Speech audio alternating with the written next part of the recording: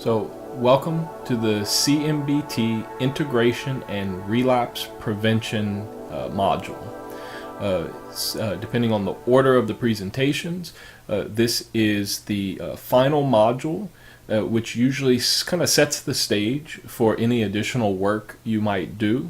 Normally, this module would come at the end of treatment, and our treatment is intended to be about 12 sessions long and go from anywhere from 8 all the way up to 16 individual weekly sessions, depending on what exactly is the goal and how things go throughout the course of the treatment. After this particular module, we would normally intend to go to a more drawn out kind of tapered approach where individuals are coming in either bi-weekly or monthly, and the integration and relapse prevention modules sets the stage for those additional sessions. So why don't we go ahead and get into it. As usual, first I'll just discuss a little bit of the background of the integration relapse prevention module, and I'll be going over the 2 sessions that are involved in this module. The real reason that we have the integration piece is this particular treatment approach, including so many different modules and so much information, we noticed that it was somewhat difficult to put it all into perspective for clients. And so in wrapping up the treatment, it's helpful to go through not only just a review of what's been accomplished, but some additional work to put things together, to go over the main goals of what has been achieved, the main things that were learned, and to put all this into a package which can then be written into the relapse prevention plan and to carry to those new sessions. Of course, that relapse prevention plan should be something that's written, that the person can take with them, potentially also to include other people in that plan. We don't call it a contract because various studies have shown signing something and getting a commitment in that way doesn't necessarily lend itself to any better outcomes. But the plan should be very concrete. And so something that a person can take with them and continue to review over time. And of course, as I've mentioned, it is important that at least one other person be drawn into the relapse prevention plan and to have an active role in helping the person to stay safe, continue to move forward with their goals, and have success. So as I said before, this module normally comes at the end of treatment, and what it's going to help us to do is have something to review in each and every session moving forward. Once you have that relapse prevention plan, you'll be able to check in for risk factors, warning signs, coping strategies that they've been using, or potentially to add new coping strategies. All to make them successful in their ongoing recovery efforts. So, in the first session, this is going to be the integration session where we go over all the different information from all the sessions. I think it can be useful to use that same structure that we were using in the MI module of using summaries, both simple and complex, and you can also give some of those complex reflections to look at the underlying meaning and the underlying value of many of the different pieces of the treatment package. And we want to come back to the overall model, which is the CMBT model I'll show you right now. So again, as I said before, in piloting and running this protocol, we notice that there's so many different elements, and all of them really are important, that it can be difficult for clients to put it all into perspective. And so in this session, we're going to spend a lot of time looking at the expanded model, looking at their CMBT chart, and seeing how these different pieces of the model fit into the CMBT chart, into the treatment approach from a broader angle. So after you've discussed, just kind of this recap of all of the model and all the different pieces, now we want to go back into talking about how you integrate these new healthier thoughts and new healthier behaviors into the person's life. Because if we just eliminate risk and just nullify the negative, distorted, inaccurate thoughts to reduce the gambling, they're still at risk if something doesn't come back in and replace the old faulty beliefs and the negative maladaptive behaviors. Something has to come in and replace those. And so we should be looking at all the different things that a person has done and checking in on how those things have been going. So from the behavioral module, what are the new behaviors that you've been incorporating into your life? Are you getting that sense of satisfaction from them? And how can we keep these things integrated into your approach moving forward? So the thoughts, the new healthier thoughts, fall generally into two categories. Okay, the categories that we're most interested in are, one is the self-efficacy beliefs, the beliefs about the person's ability to manage the urge, to manage high-risk situations, and to be successful. Self-efficacy is a cornerstone of many of the different parts, but the urge to gamble is most often the culprit for lapse and relapse. And so we want people to be very comfortable with being able to manage the urge, reduce it, get themselves out of the situation. And of course, we spend so many sessions in the cognitive module trying to develop a new way of thinking about gambling. And we want to continue to drive home these main points, that there is a negative rate of return in gambling. If you continue to gamble, the chances become almost absolute that you will lose, like 99.999 in the long run, just based on the odds and the way these games are set up.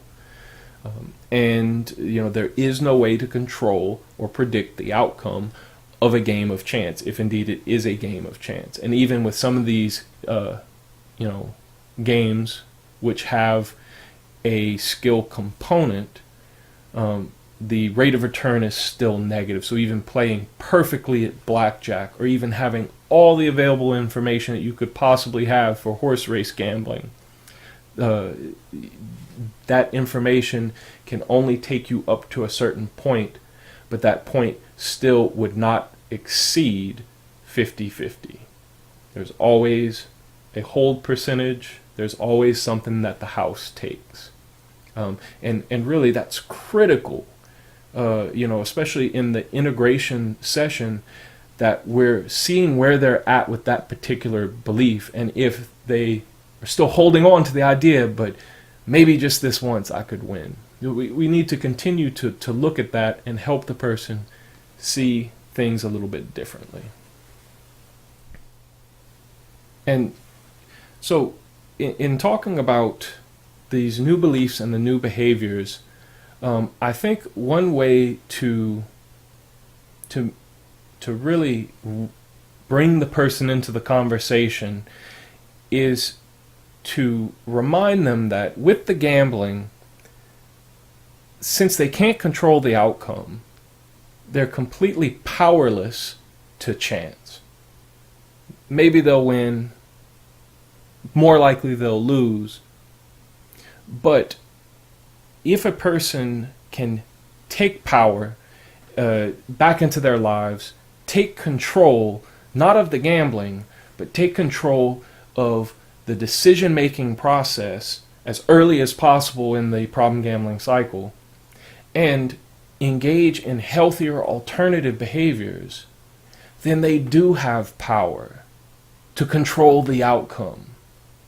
You know, with all the other things we do in our life, you know, at least less risky options, we do have power, and our actions do make a difference. You know, how we plan, you know, the efforts we make, practice can increase skill. And we just want to convey this message one last time, that it's important to take back that power that the gambling robbed from a person and put it into activities and things that are tied to values, and also will yield outcome. Effort will predict outcome. So this brings us to session 2, which is sometimes the final session in the treatment approach, and that is going to be the relapse prevention session. So we will first, you know, discuss what their goals were throughout the treatment, if they've changed at all, and if they are continuing to maintain that same goal. Talk about their success, what things went well, what things they're going to want to continue to work on, and introduce the main concepts of relapse. So lapse versus relapse, we'll define these things and talk about what it means to a person moving forward. And finally, we'll develop that written relapse prevention plan. Now, even though this can normally be done within one session, you know, depending on the individual client, sometimes it could take 2 sessions to develop a relapse prevention plan. Also, if you're bringing another person directly into session to develop the relapse prevention plan, then this can sometimes take a little bit longer. So 1 or 2 sessions we're expecting to get through the relapse prevention plan, and the product that is going to be an actual written plan which everyone involved has a copy of.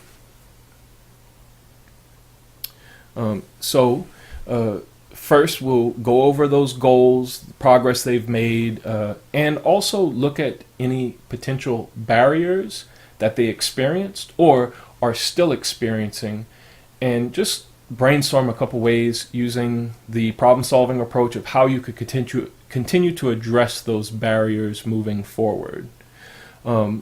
It's very important that you praise success. If a person has had setbacks, if a person hasn't performed exactly the way they had wanted to when they initiated the treatment, it's important that you still convey that same sense of hope, of excitement, that maybe it wasn't 100% success, but even 50% success is moving in the right direction.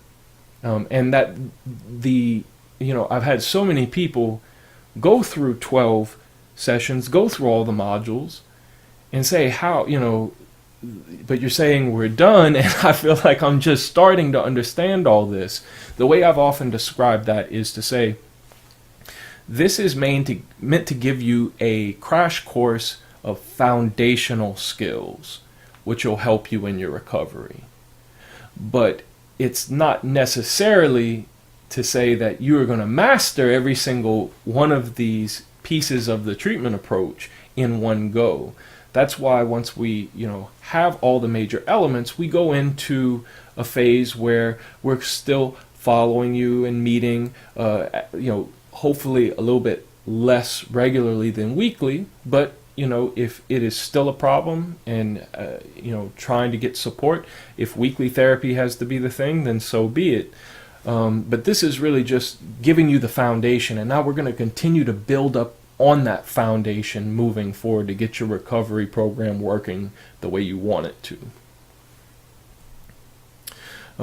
Now, when we start to talk about relapse prevention specifically, it's important to define the difference between lapse and relapse. So a lapse means a temporary setback or return to old behavior which is then followed up with engagement or re-engagement with the relapse prevention plan. Okay, so 1, 2, 3 days return to the gambling, followed by picking up the relapse prevention plan, going through the necessary steps, getting a session to talk about, that's looked at as a lapse. Relapse is more of a full return to old ways of thinking and behaving without implementation or re-engagement with the treatment process. The difference is that a lapse can be analyzed and used to strengthen recovery, right?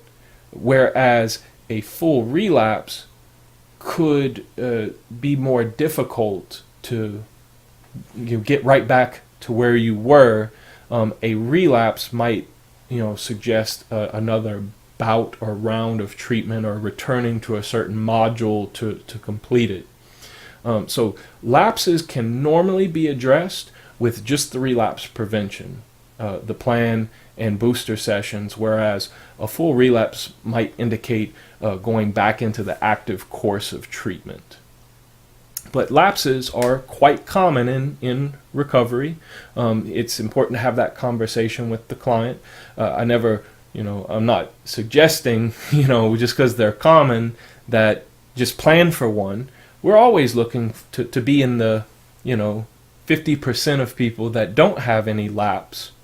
But if you happen to find yourself in the other group, that's okay, as long as you use the treatment plan and put it back into practice. So the relapse prevention plan normally starts with looking at what the person's high-risk situations are. I normally say, all right, what is the next most likely event that's going to get you to think about gambling or to have an urge to gamble? A significant event. And we go from there. I list out normally about 3 high-risk situations that you're kind of looking on the horizon for. And of course, you'll have a list of other high-risk situations that hopefully you've been managing or attempting to address over time, and those can be included as well. And then we discuss general relapse prevention skills. So the fire analogy or the car metaphor, these both work well. What is the fire analogy? Well, what do you do when you smell smoke?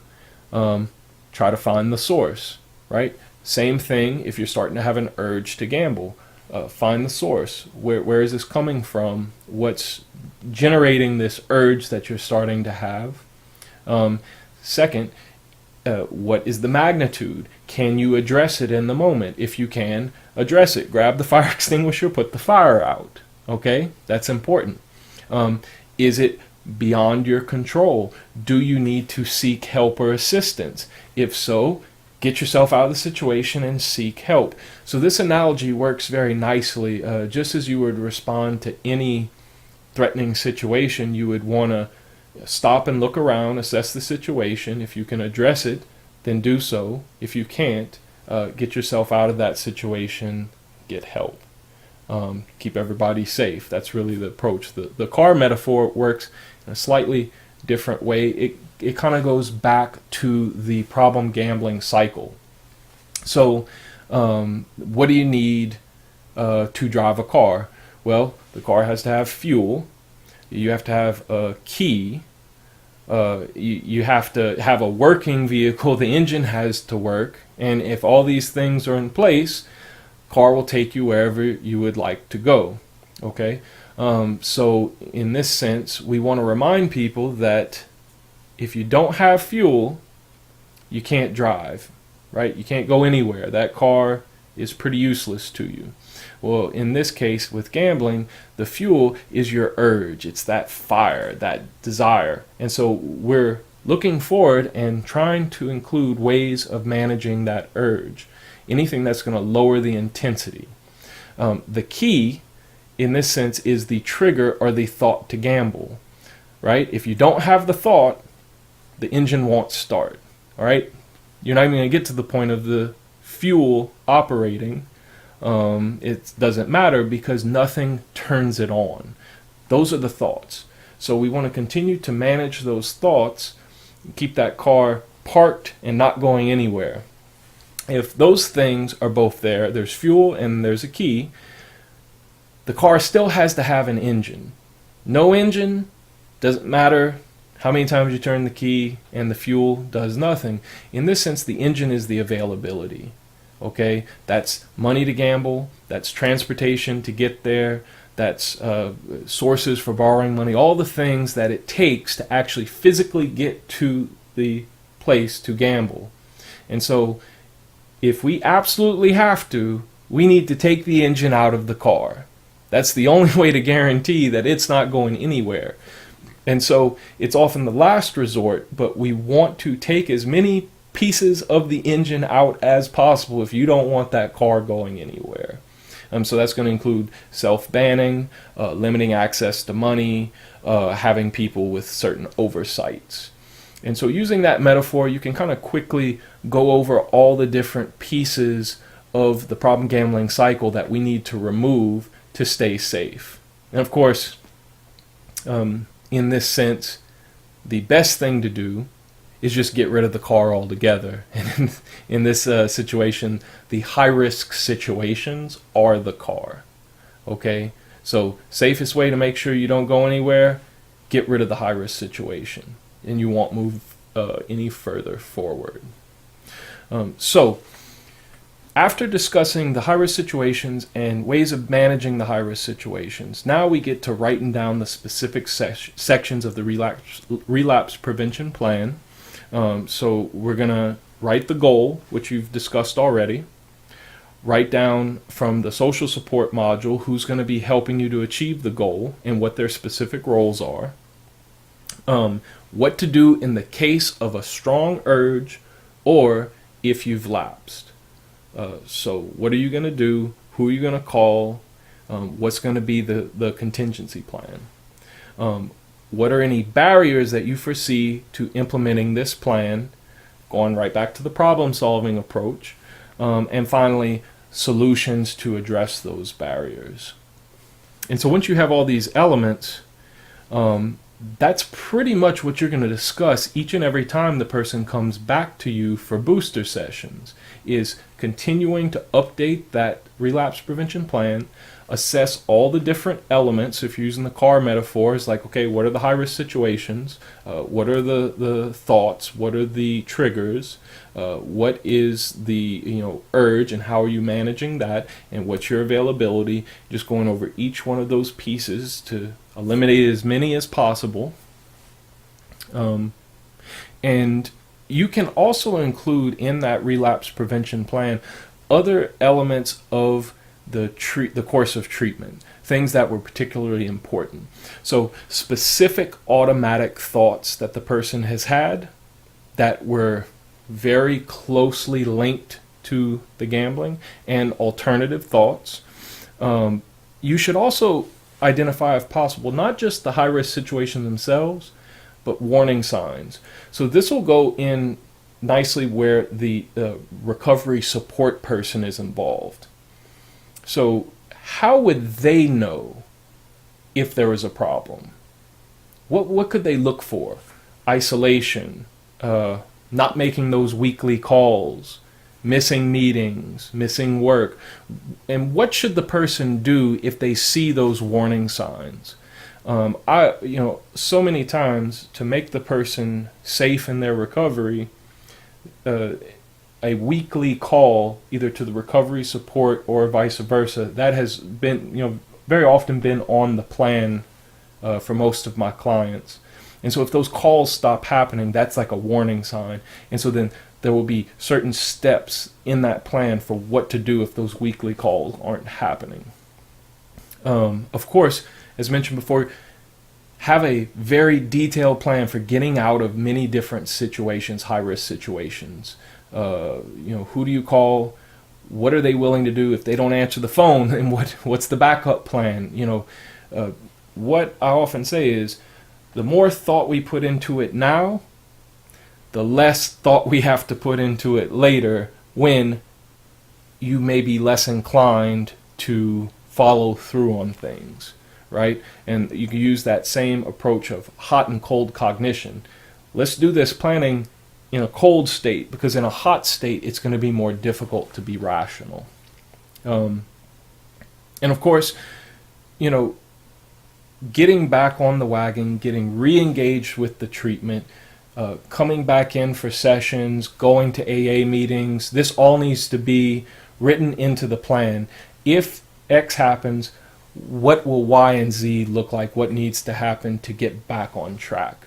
Because that's how we define lapse versus relapse. If you can get re-engaged, and that's all written out in the plan, then we have a lapse, something to learn from in order to do better. But if they don't get re-engaged, then it can turn into a true relapse where setbacks actually take us to an earlier course of treatment. So to summarize, the integration and relapse prevention module helps us take a look at each of the primary treatment components, what purpose they play in the overall recovery effort that the person has made and will continue to make, and then take those pieces to develop a written relapse prevention plan that can carry the person forward. So I think that pretty much wraps up the presentations. I hope you've learned a lot about our approach of CMBT for helping to manage problem gambling, and thank you for watching.